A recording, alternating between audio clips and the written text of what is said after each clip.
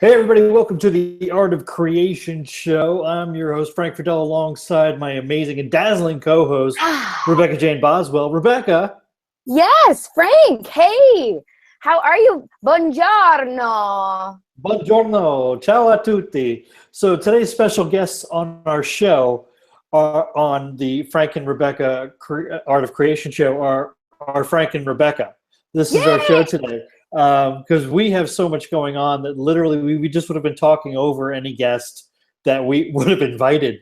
So it was time to just talk about stuff and what's going on. And yeah, as Rebecca hinted at, I'm living in Italy now. I moved here less than a week ago, and this is our first show with me broadcasting live.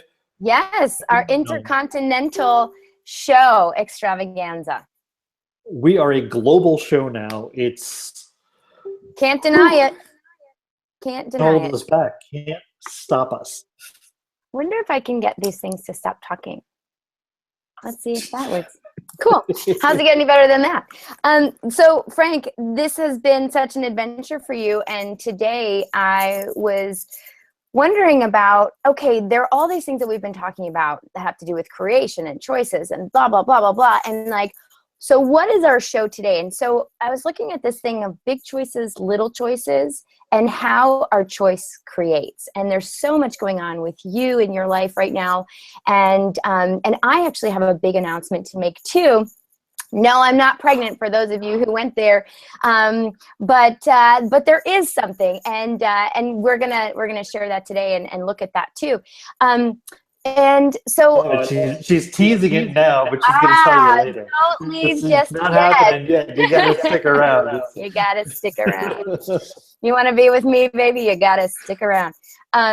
So Frank, big choices, little choices. So little choices. What's up with big choices, little choices? So like, what is a big choice, a little choice from your point of view? Yeah, so this is a great question, right? Because everybody looks at like how did you move to Italy, right? Well, that's a big choice, right? That seems like a big choice. Thing leading up to the moving to Italy, this is a matter of following energy, right? Like, what would I like my life to look like? So this is a question I started asking a year and a half ago, where I was like, what would I like my life to look like? And one of those things was like to do what I do from anywhere. Because like right now, I'm going to a client and I'm videoing there, but like all of the editing work happens at home. So I'm already kind of halfway there, or most of the way there, because 90% of my time is spent editing. So to create a business that I could do from anywhere. And then I just started asking the question, well, like if I could do it from anywhere, where would I like anywhere to be? And so it was like, well, why not go live in Italy, right? Like that's the dream, right? So it was like, then you start looking at what would it take to actually create that. And this is where I think people get so, they just stop asking questions, right? They think that something is so big that it can't possibly become their reality. Yeah. When they realize that it's a series of small choices. Yeah. That lead to this big thing where it's like, well, what would it actually require for me to move to Italy? Yeah. Tickets. We'd need to find a place to live. Our lease was ending. There, like that was it. I mean, like literally, like there's 3 steps, and it's just like, oh my god, that's really all it took. Yeah, that's all it takes. It's really all it takes. So the funny thing is that we were leaving our home in Port St. Lucie, Florida. Port St. Lucie is not Miami. It's not Orlando. It's not even West Palm Beach. It's this really underdeveloped kind of city that's still kind of finding its. I don't think it's ever going to find itself. It's just never going to be anything. That was my perception, being, like the energy was just stagnant, and it was not a fun place to be. And so America, from that house to another house, would have required us to put down first, last, and security, plus pay for the moving truck, plus gas, plus any movers that I might need to help me. And so we were looking at thousands and thousands of dollars. Whereas to move to Italy, my wife and I have separated. So I rented her place, and I rented my place, and I bought plane tickets for all 5 of us, she and I, our 3 kids, plus the dog, money than it would have cost me to move next door in Port St. Lucie. That's impossible. It is not impossible. It happened. Right. So when you talk about these big choices and little choices, it's like, ask yourself, what would you really like to create? Yeah. And then look at the little choices that it would actually take to make that your reality, and you're going to be amazed at how little for you to have the life you actually like to have. Yeah. Yeah, and how many things have we decided is just outside of the realm of possibility, making it impossible for us, when actually, when we broaden our perspective, when we expand out, see a little bit more of what is actually available. Like a friend of mine just sent me an email, plane ticket to Rome for $99 on like Scott Air or some whatever travel service. And it's like, it's there. Are you asking the questions that will actually open the door of possibility to make it your reality? Or have you already decided it's not a possible reality, and thereby being right that it's not possible? I love that thing of like the only question that you absolutely know the answer to is the question that you never ask, because it's always going to be no. And that's the only thing you can ever of, right? We were talking in another show about getting, trying to get no's, right? Like, how many things can you ask for today with the idea of totally getting a no, totally being willing to get the no, be rejected, and have it not be a possibility in that moment. And yet, how many yeses could you actually get that you've decided are no's that you wouldn't actually have known were yeses if you didn't ask?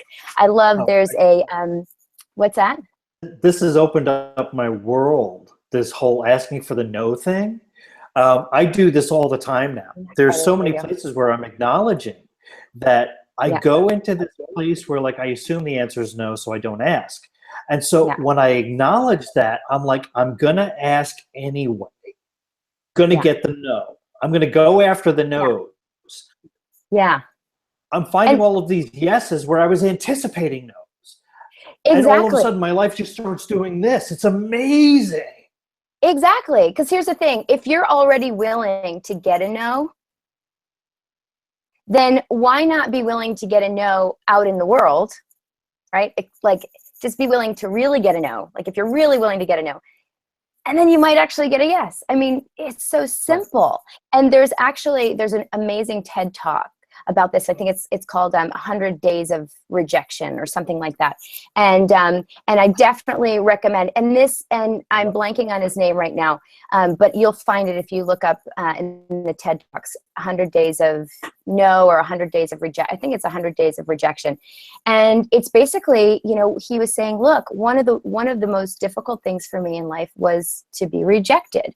And I found all these places where I wasn't choosing, I wasn't creating, because I was crippled by the possibility of a no. And so he's like, you know what? I'm just gonna ask for something every day, and just be willing things. So that is a TED Talk. We usually save those suggestions for the speed round, but look at that. I'm gonna put it in right here. A TED Talk. Breaking all the rules is just rules. I love it. And so there was actually there's something else, and I was in a class. I was actually filming a class with Blossom Benedict, who I adore beyond measure. Like, you cannot measure my adoration for this woman with existing technology. It's crazy. So we were in Paris. No, we were in Austria, and she was doing this class about possible living. That's Corey Michelle. Like anyway, the elegance of living, or the elegance of receiving. So getting anything you want without working so hard. Yes, that's the one. Getting anything you want without working so hard. And she was talking about this process where she would write down the life and you know, it would be this list of things. And it's really interesting because I came across this process someplace else outside of Access. I was listening to the Tim Ferriss podcast, and he was interviewing somebody named Debbie Millman. Debbie Millman doesn't work in consciousness. She doesn't work in Access. She doesn't work in this kind of space. She's a designer. I mean, she's like, I think she's head of the Graphic Designer Association of America or something. Like, literally, that's what she does. But her podcast was fascinating, listening to all of the places where she was willing to be, and how much of that, how many of the tools that she invented for herself that mirror those that we use in Access, things we're talking about right now. But she talks about kind of journaling process that where like she would sit down and she would take this few hours and she would like write this story of herself 5 years from now. And I think that she was talking about writing it in the second person, like you wake up in this luxurious bed in a home that you love, and the sheets are like this, and you walk down and you greet your so-and-so, and you have this for breakfast in your gorgeous kitchen. And like she describes this life that she would have. And she talked about doing this exercise with her students because she was also a professor. And every single person to kind of actualize that future in their mind and put it down and get clear on what they wanted to have. Every single one of those people actualized that future. Yeah. Yeah. And I think that's fascinating because it's not this hocus pocus thing. It's not this kind of like, oh, you wished it into existence. That's not it. You got clear on the energy that you wanted in your life. Once you kind of focused those glasses, going after it got so much easier because you were able to perceive the energy of it. Yes, that matches the energy of what I want. I'm going to choose that. That doesn't match the energy. I'm not choosing that. And so how did I get to Italy? That, right? It's following the energy of what I wanted in my life and saying, no, I don't want this other thing. I do want this. Yes. And so even here now, today, we make those same choices every day, day after day. Yeah. And, you know, what's really interesting about that is, you know, sometimes when we go into visualization, you know, we can actually create a limitation, right? It's where we decide like, this is the ultimate thing, and we're going to try and make that solid and get there. Talking about is actually really walking through your life and walking through this alternate reality and getting the sense of what is that like? What does it feel like in my body when I walk on that carpet or on that cool tile floor, or with my feet when I get into that swimming pool, or when I lie in that luxurious bed, you know, I drip pain, or whatever it is, like really getting the sense of like, what is that? And like to choose, what are the things that bring me joy, that are beautiful, that I'd like to have around me. And the really cool thing is that you can start to actually see where there are bits and pieces of that you could actually be choosing right now, not in some distant time when you've achieved the whole picture, right? So it's like you get the sense of all of it through visualizing, and yet then you let it all go. And then whenever you get the energy of anything that matches that sense that you had in that creative generative space, then you can say, yes, that's it. It pops. I'm choosing it. And then it's those, like you said, stringing every little bit along is actually creating the totality of your life and what you're creating. Yeah, totally brilliant, right? So it's not if I specify that the home that I have has to be in Shanghai on the top floor of a skyscraper, and it's got to be this luxurious part, blah, blah, blah. What I was really after was the energy of living in that bustling city and having this kind of sense of elegance while living, right? If I understand that energy and not get focused on the specifics, because you're right, that can be a hugely limiting factor. Like, Could it be Berlin? Right? Like, what am I actually choosing here? Is it, you know, Yeah. when you let go of the specifics and go into this, what do I really want? I want this sense of living in a city where like I can step out my door at any time of day or night and something is happening, something is open. I can get a kebab or a slice of pizza or, you know, Chinese street food or whatever, like whatever it's going to be.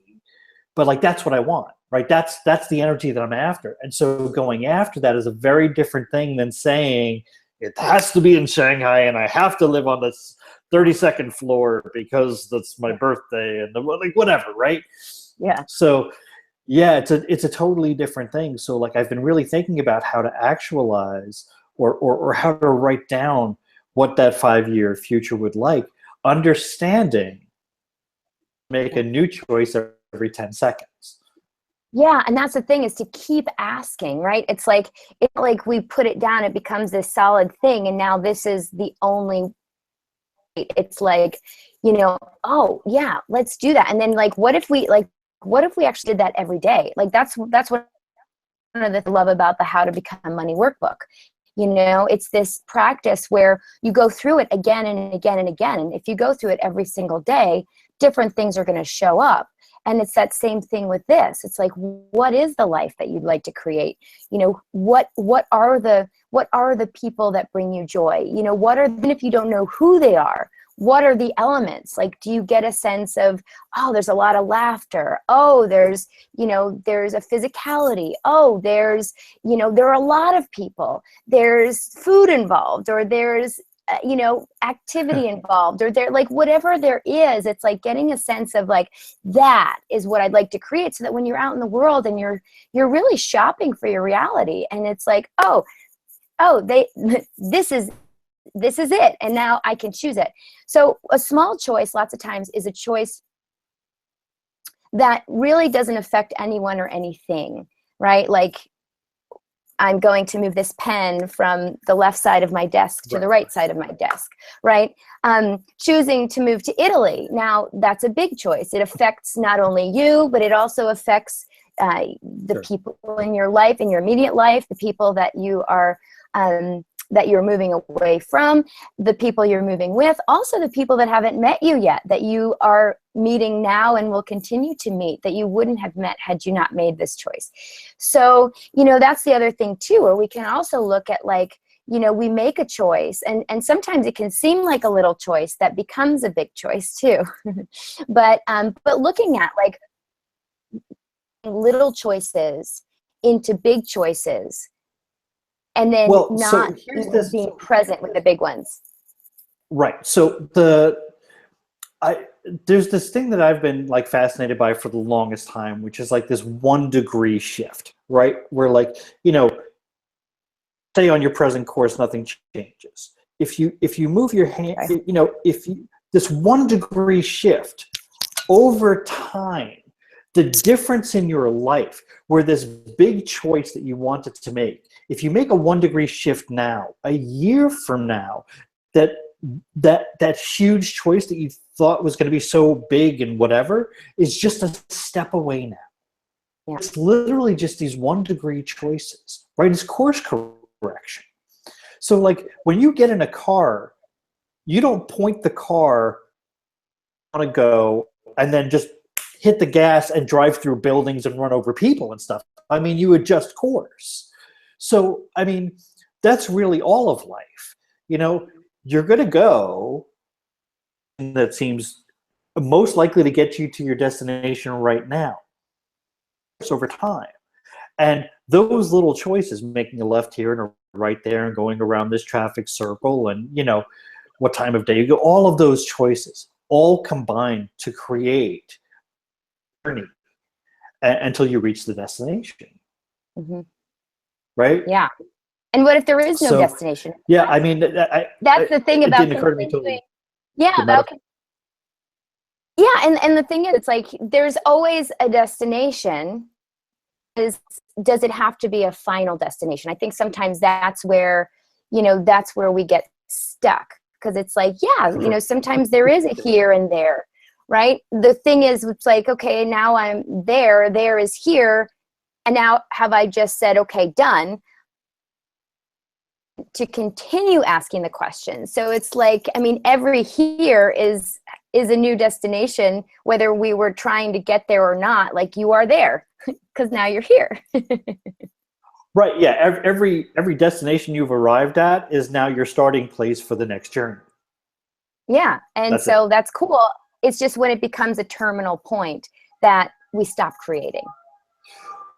Right. And, you know, I see so many people who, we talk about distractor implants, and there's a lot of them.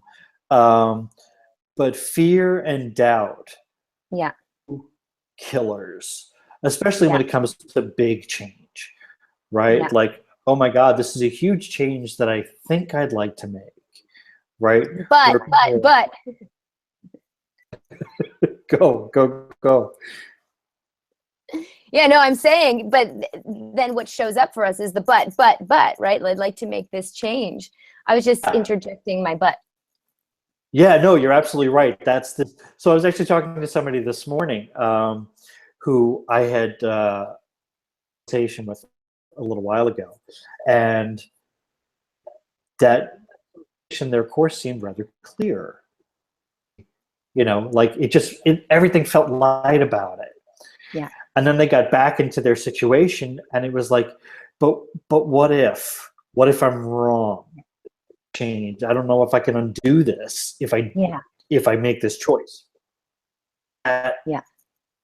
Man, that is just the biggest distractor implant. That sense of, oh man, like if I take my foot off of this thing, I can't go back. Yeah. And what if we never wanted to go back? Like, what if there was only ever forward? And whatever we choose is actually that which is creating greater. Like, what if a possibility? How'd that be a point of what if, right? We can very easily what if.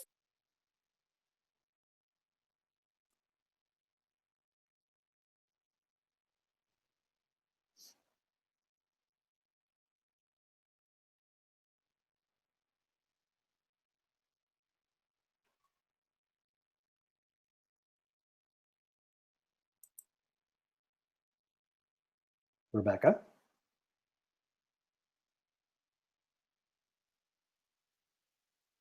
think we might be having some connectivity issues. Hello?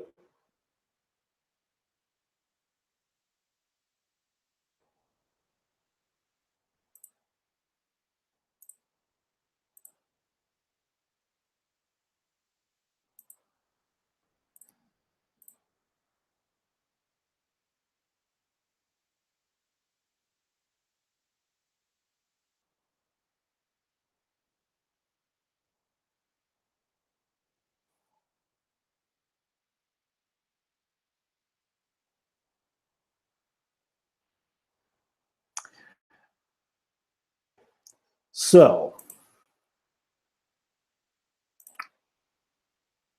Rebecca, if you could hear me, could you wait? I hear you again. All right. So, all right. Hey, Rebecca, if you can't hear me, do me a favor, drop out, come back in.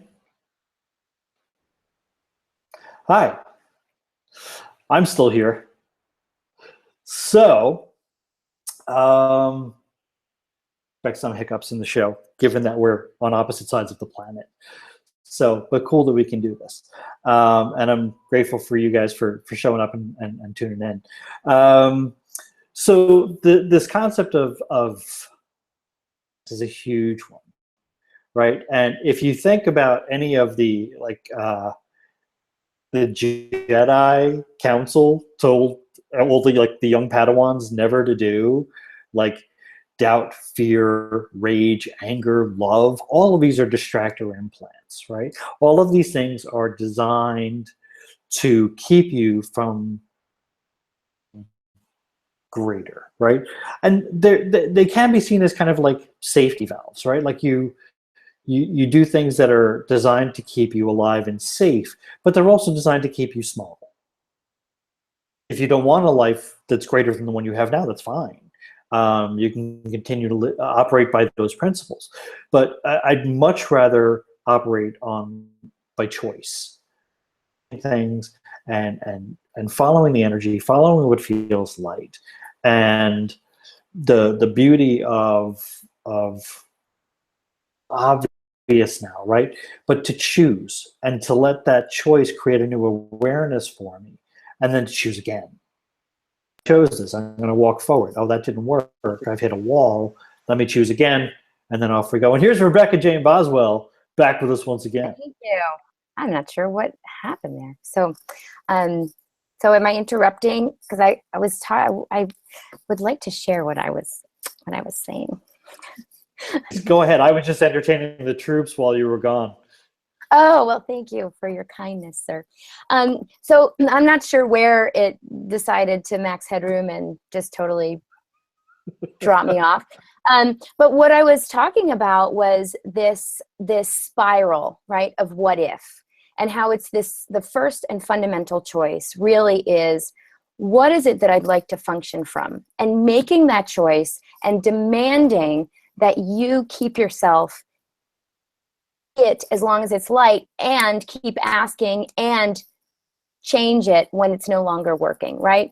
So if we're choosing a point of view, we can very easily choose a point of view that is governed by fear, doubt, worry, anxiety, right? Any number of things, anger. We can also choose to come from this place of what else is possible, where we're looking at, okay, this is, and I'm not choosing to be a victim of it. I'm actually choosing to see what else is possible that I can continue to create, what it is I'd like to create, no matter what is showing up.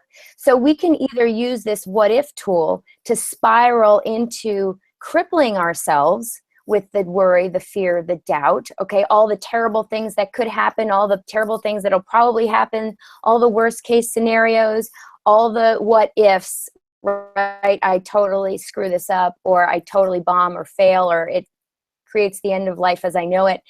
And we can also choose to what if in a different way, like, and what if the universe was conspiring in my favor? What if this actually turned out better than I ever imagined? What if there's a gift here? What if there's magic in the wrinkles? Like, what if is a choice? What would you like to do with it? And so we're in that place. It's that thing of like, okay, what will it take to be present right now so that I can see what is, and then who would I like to be? What would I like to be? When would I like to be? Where would I like to be?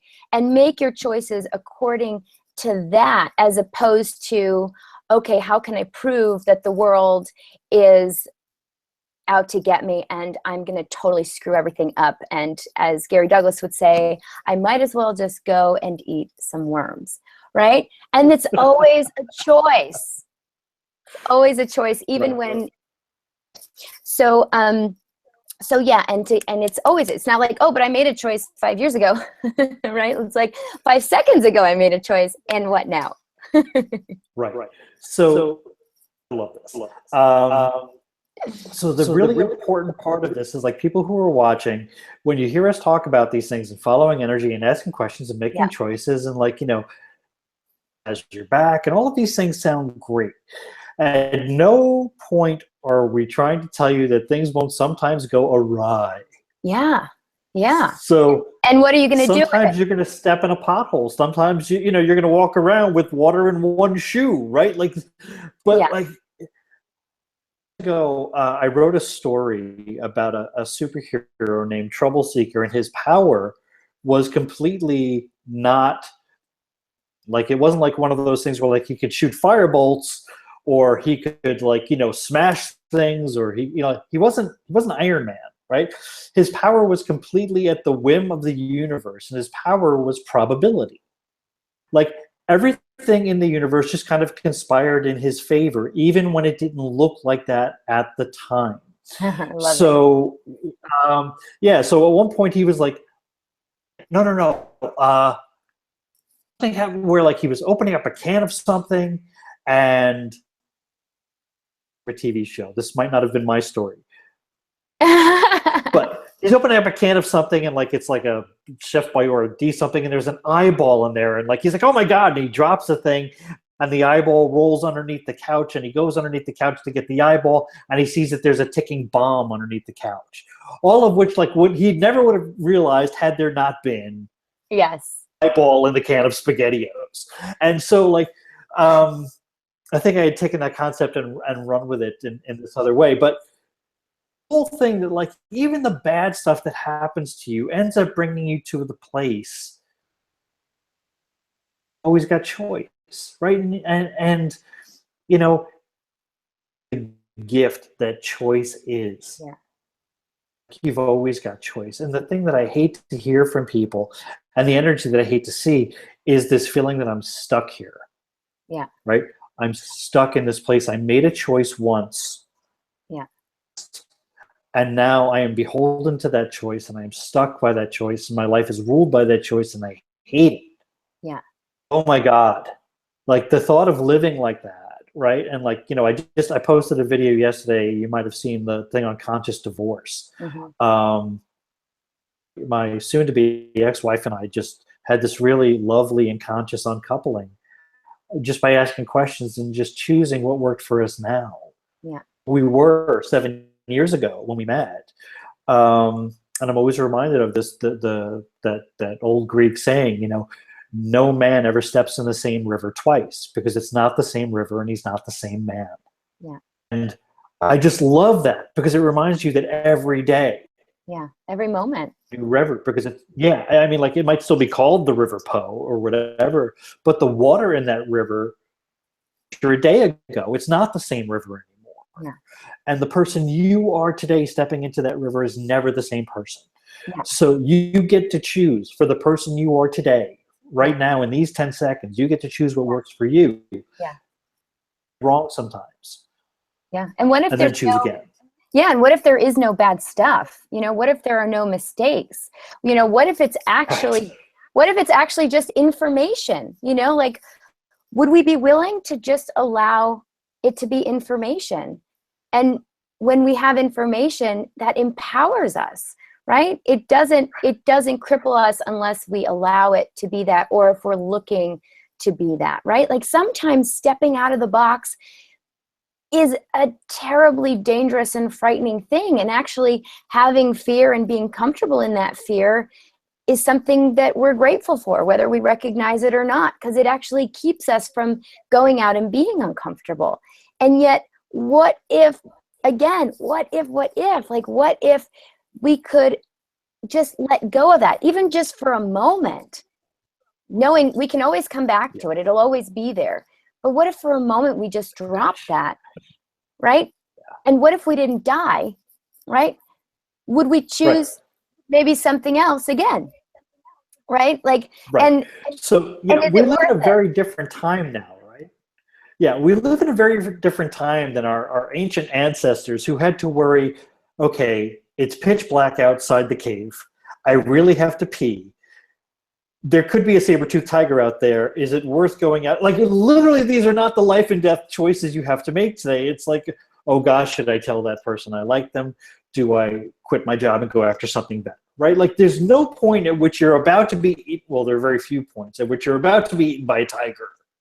So, I mean, we've kind of catastrophized everything into, like, if I get this wrong, it's the worst thing ever.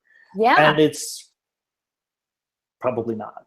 Yeah, and how many right? how many little choices are we actually making the tiger? You know, or how many things in our day that, you know, like how many times do we stub our toe and it's as though we've just been gnawed on, you know, by a tiger, right? Whereas it's like, dude, you stubbed your toe.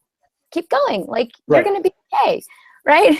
And it's like, how much energy do we put into creating all of this trauma and drama around these things that actually are just these little fleeting things, right? Like at your job, right? Today, let's say if you're at work, you know, and there are always going to be crises, right? Like if your boss is bringing this or your coworker is bringing that, every day there are things that have to be addressed. Every day there are these crises of momentous proportion, right? And when we take that into our bodies and make that our trauma, drama, and actually demand that our body responds to that and agrees with that, right? We're creating all this stuff in our body. We're actually cutting off our energy for creating what we'd actually like to create, because now we're getting sucked up into the wave of this really false drama, false danger, right? And it's like, what if we could allow ourselves to see what's coming, right? Take action, and not actually be the effect of it, or not be in that reality as though it's the only possibility. I'm glad you brought up the point about bodies and how we take this stuff into our body and what that does to us, because that's a really important point here. There's we talk about energy a lot, but there are real physiological responses that your body has to these things, and you've got to ask your body sometimes, is this good for you?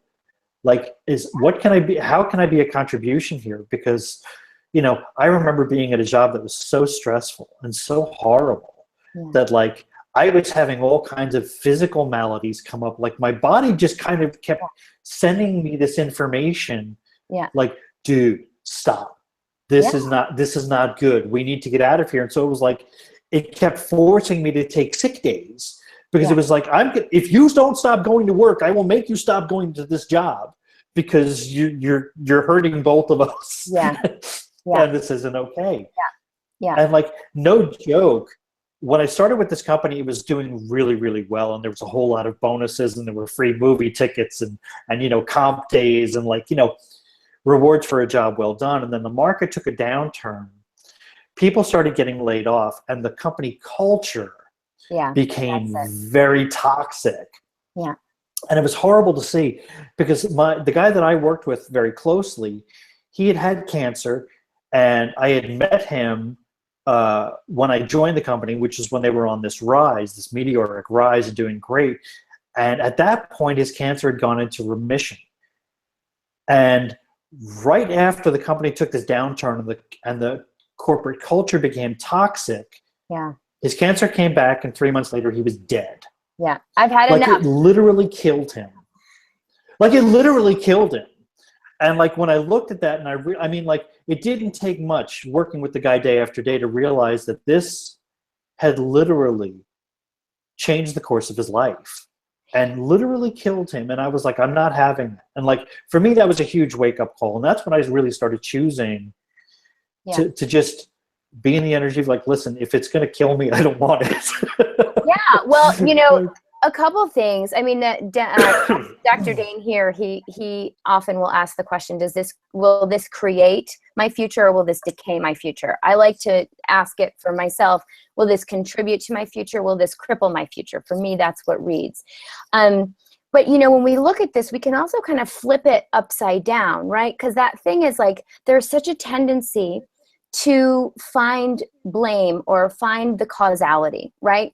And it's like, how many times have we blamed the job, right, for what is happening to our body, or we've blamed the other people, or we've blamed the situation, right?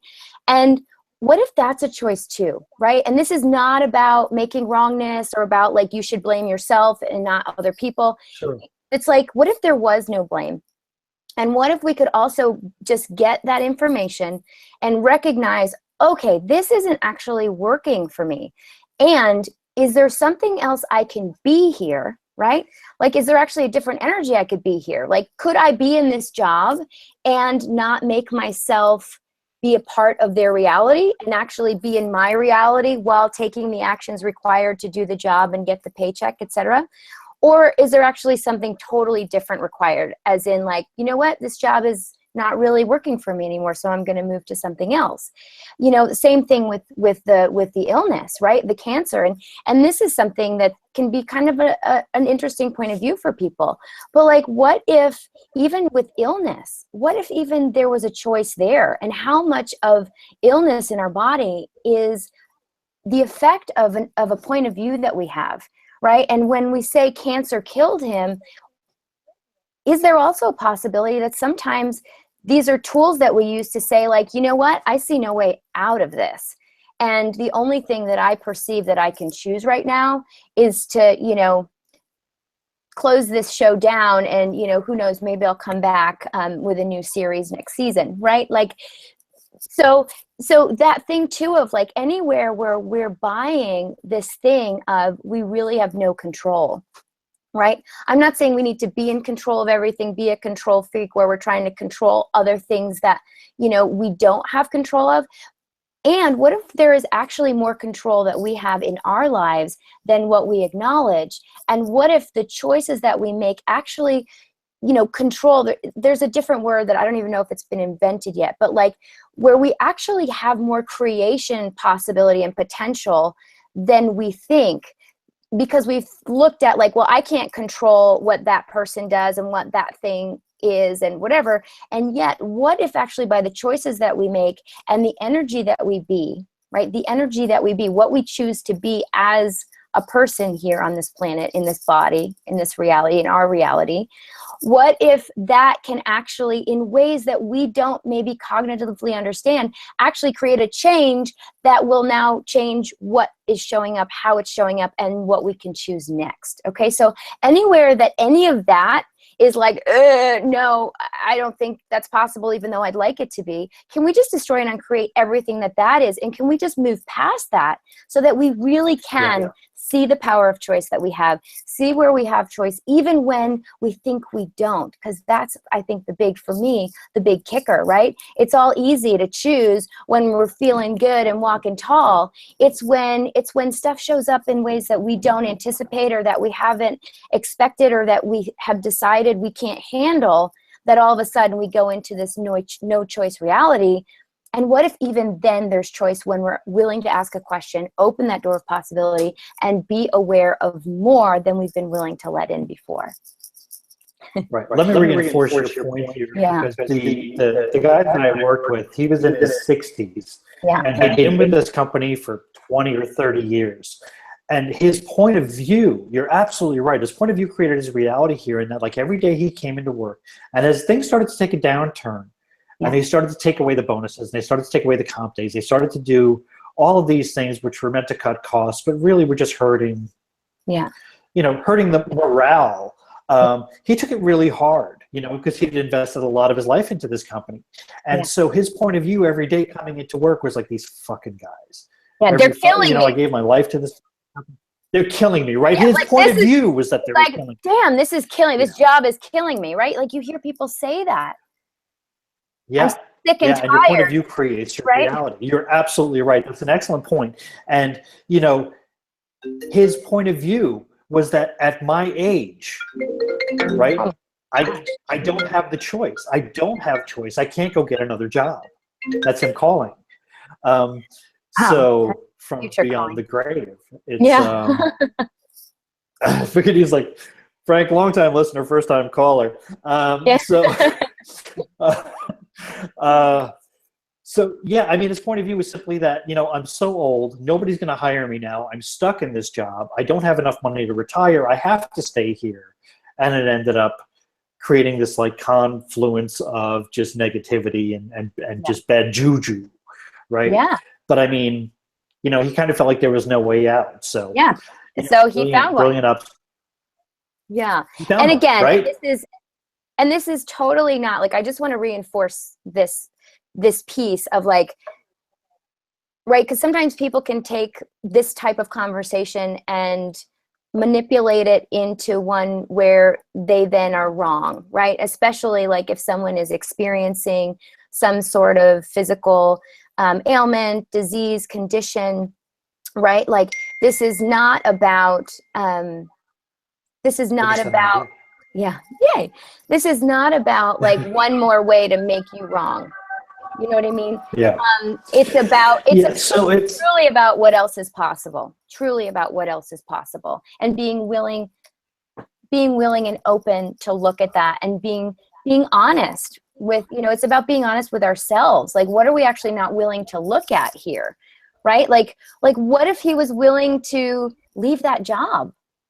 right? Like, what was he actually not willing to do that there was no way out? Or B, what was he not willing? Like he literally could have gone to like Home Depot and worked in the gardening area part-time. And like seriously, like you could just see like the energy of that just would have made him so much, you know, just, like he wouldn't have made as much money, but like, like he wouldn't have cared anymore. Right. So the, you were just talking about something I wanted to tag on to. I lost it.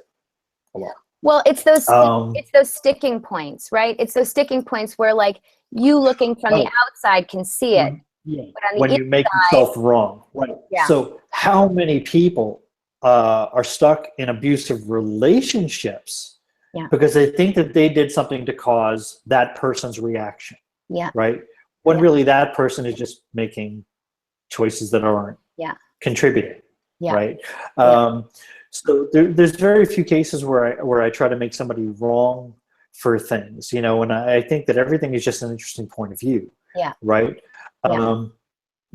But there are cases where, you know, you've got to look out for yourself. I mean, you have choices too, right? So, I mean, like if this person's choices are negatively impacting your life, you always have choice. You do.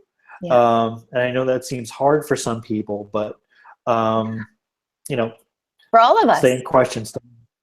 For all of us. In different ways. You know, some things it's like, oh, this is so easy for me, and for someone else it's like, oh, that's not easy. And then for me, something that's easy for someone else and it's a sticking point for me, even though it would be obvious to the rest of the world that, oh, you know, you could just choose this. But you get it when you get it, and it's like, again, asking that question, what am I willing to be aware of here that, you know, that I'm hiding even from me, that keeps me from being able to choose what it is that would create and generate the greatest in my life. Can we talk for a second about a willingness to receive? Because I think that there's like so much, like people are limiting their choices by what they think that they can have, and by what they think they're worthy of, and what they think they deserve, right? Like, that's a willingness to receive, right? Like people who, and you know, I know I've talked about this ad nauseum, but that whole starving artist mentality where people go into the creative fields thinking, you know what, I'm never going to make a lot of money, but at least I'll be doing what I love and I'll be happy. And they've literally just limited what they're willing to receive. I'm always going to be a starving artist. I'm never going to have a lot of money. Right. You've just made the choice. Right. And it's got nothing to do with the quality of your work or how hard you're willing to work. It's simply your willingness to receive. Beyond what you think you're allowed to have. Right. And it's also a desire to belong to the community that you think is what it is you'd like to be. And it's like, what if you could be what if you could be an artist and not starving? Right? It's like, where do we buy into that? And I wanted to tag on your piece about the abusive relationships, right? Like, and where are we in an abusive relationship with ourselves, right? And where are we in those places, even with ourselves, that we, for whatever reason, right, are doing that dance? And would we be willing to be kind with ourselves, with our bodies? And would we be willing to receive out of that kindness for ourselves? How much receiving do we limit as a way of actually punishing ourselves or being in abuse with ourselves? So, you know, it can happen in ways that are not cognitive, that are just so sneaky and intertwined. And then it can happen in really big ways too. So everything that is, will you please destroy and uncreate all that now? Okay, cool. So I just wanted to add that in there too, right? Because it's like, it's not just about self-abuse. Self-abuse is such a big topic there, right? Because like that person can make all the choices they want, and very often an abusive relationship. I think that there's, I mean, sure, there's outward physical abuse, but there's a lot of gaslighting, there's a lot of manipulation, there's a lot of negative talk, there's a lot of things that people do that are abusive. But it's not like this line in the sand where you can say, well, once it hits this point, like once he raises his hands to me, or once they've, once they point a gun at me, I'll leave, right? It's always like these little small things, right? And sometimes that manipulation is, if you leave me, I'll kill myself, right? And so now it's like, oh, well, that's a horrible abuse, because now you've put me in this place where in order to be a good person, I have to continue to be abused. Yeah, I have to be responsible for you and your life, and choose this in order to not choose your death. Yeah, it's brilliant. Right, it's right. So, and staying in that is self-abuse, right? That person's choices are that person's choices. Yeah, and what if everywhere that we... Sorry, I jumped over you there. Can you hear me again? Okay. Yeah. Okay. Yeah. Okay. So what if everywhere that we are not receiving, right? What if everywhere that we are refusing to receive is actually where we are abusing who we be? Yeah. Right? Like, what if refusing is actually where we are self-abusing? Right? So how much more could we receive? And what if we could start with the little choices and be willing to open up the door to more and more of the bigger choices that we maybe don't even see available to us in this moment, in this 10 seconds. So I love how you brought all of this back. I love it. You're amazing. I have the best co-host in the world. Fantastic. So there's two pieces of news. First of all, Facebook yesterday introduced a new little like icon. There's the like love, there's the laughing one, there's the wow icon, there's the sad one, there's the angry one. They've added a new one, and it's the thankful icon. It's a little flower. It's gratitude. Yeah, and I'm throwing those at you right now, baby. Just love it. Tons of them right there for you. Now, that's not the only piece of news we had. She teased it at the top of the show. I'm still waiting to know what it is. So I'm really a man. No, just kidding. Maybe in a previous lifetime. Maybe in a next lifetime. But actually, the news that we have is our family has also made a choice to take on a new adventure. We are moving in the other direction from Frank. We are actually going to be moving from Greenville, South Carolina to Austin, Texas. And this has been something that has actually been completely magical in its creation. Talk about speed of space. Talk about asking questions and opening doors, and then having things show up in ways that you never could have imagined them possible. And so, just a little backstory. We recently moved here less than 2 years ago. If we were here in September, that would be 2 years in our house. Before that, we had moved to a new house in upstate New York where we were living. We actually owned that house for less than a year before selling it to move here. So we've had a bit of movement and a lot of change. And this change came up when we were looking at, okay, so we're so grateful for everything that's been created, right? And it's like, okay, a beautiful neighborhood and a beautiful house and a wonderful school. And like, how did we get so lucky, right? Great people. And a great job that we're really grateful for that my husband had, right? I mean, how blessed that he's had all of the experience that he's had there over the last 10 years. And yet he also started to ask questions about like, okay, so I'm really grateful. And wait a minute, is there actually more possible? Like, is it possible to be greater than yesterday? Do I actually have even more capacities than those that I'm acknowledging right now? And wow, like, what could I even choose to explore that and to have more fun with that? And, this is one of those things where I'm just so, you know, I'm grateful for his willingness to have these conversations and for us to be playing with the energy and for him to be willing to play with the energy of this and look at things in sort of a different way. You know, as he says, well, my wife marches to the beat of her own drum, and it's very true. I'm not like the other fish in most of the communities and the circles that we've traveled in, especially as work circles. And yet, like, this willingness to say, well, normally people would just keep going because it's good. But his willingness to also say, and what would even gooder look like, right? And so all of a sudden things actually started coming to him, right? Like, there was no, I'm looking for a job. There was no monster.com. It was like people started showing up and asking him questions, and it was like, wow, okay, so let's look at this and let's keep asking. And things evolved, and now, you know, entered to a new place, and, you know, he's so excited and energized, and he's so grateful for everything that's been created, and he's so proud of, you know, all the people that he's worked with and how they're going to continue on now creating even greater.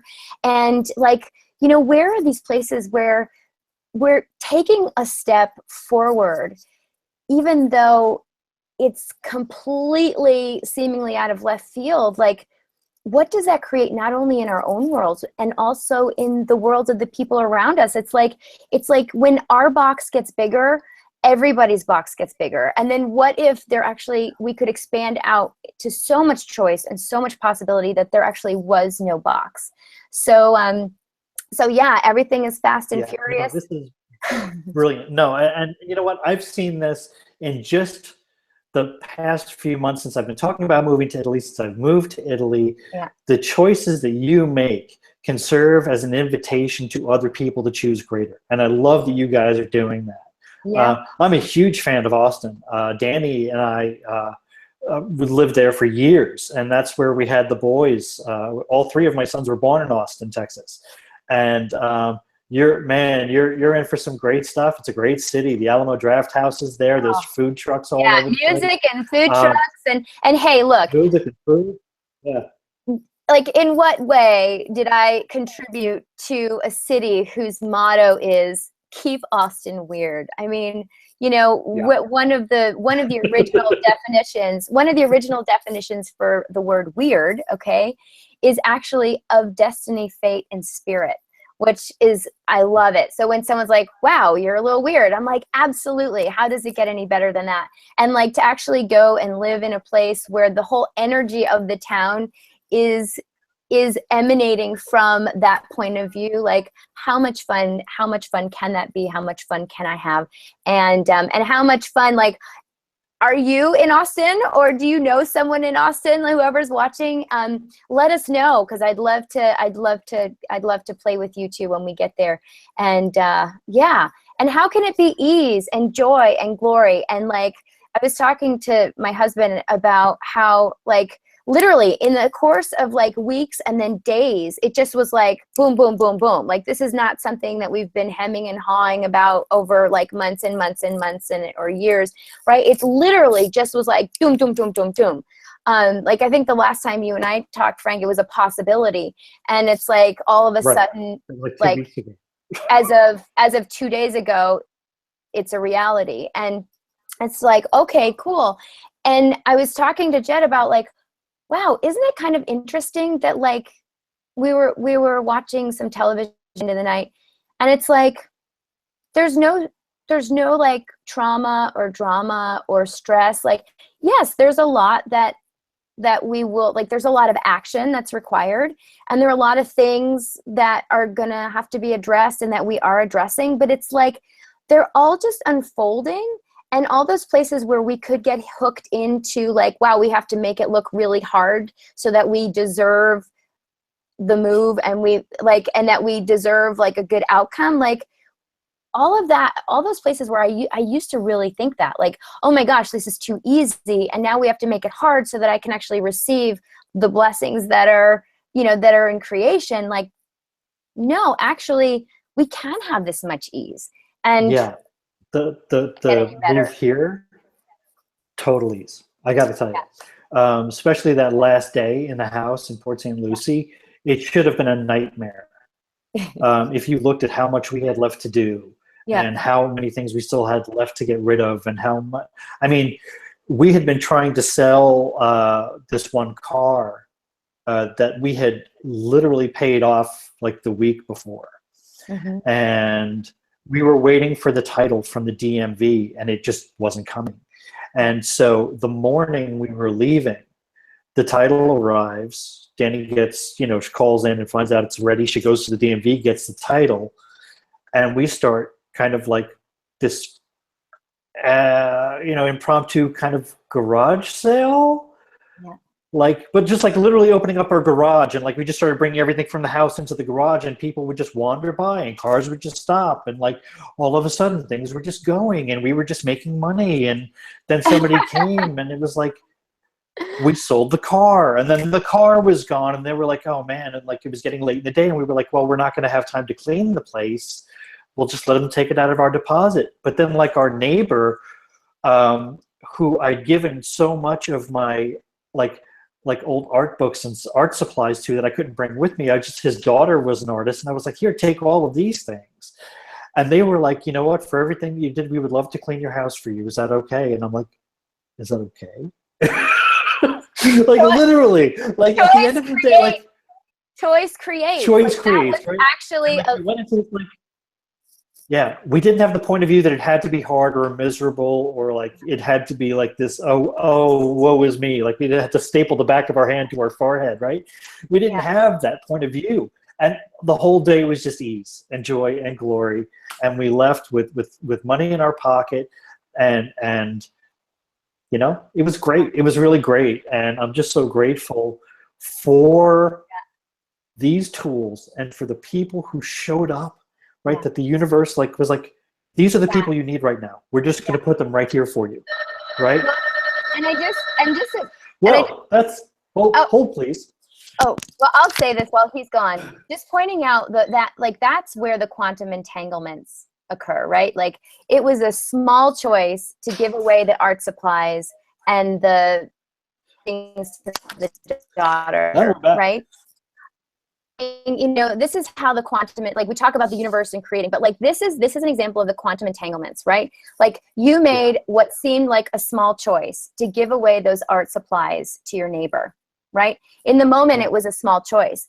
Actually, it was a big choice. It created all this other stuff for you that you didn't you were asking for greater ease. You didn't ask for them to create ease for you. You did this other thing that was giving the art supplies, but it actually, butterfly effect or whatever, however you want to look at it, it actually created something in response to what your ask was. And so you don't always know what your choice is going to create. And yet when you're asking for what you'd like to create and you make choices that are ease, and that's following the energy. When we talk about following the energy, that's it, right? Frank saying, oh, you know what? I'm getting the hit. I'm going to give this here. That creates greater. I don't know what it creates. It creates greater. Right. And then look how it comes back around. So just so you can look at that, that is all of this weird stuff that we talk about in action, in practical terms. So look at that and what would it take to receive that and have that work in your life? So I know we're going over. I know it's time to go. Hi, come here. Yay. Say hi. Oh, the chillins. Hey there. The chillins. Yeah, so proof all right, positive. This is a Gian. Proof positive. Proof positive. You can make a family across the ocean and still be smiling. You can actually get fresh baked focaccia bread right from the corner store. How does it get any better? How does it get any better than that? How does it get any better? Thank you so much for joining us here this week on the Art of Creation show. I've been your host, Frank Fradella, alongside my dazzling and weird co-host, absolutely Rebecca Boswell. Weirdest of all. And next week we have the beautiful, the intelligently amazing and magical Lisa Cooney again for a full show. And so we will see you next week. Bye. Bye-bye.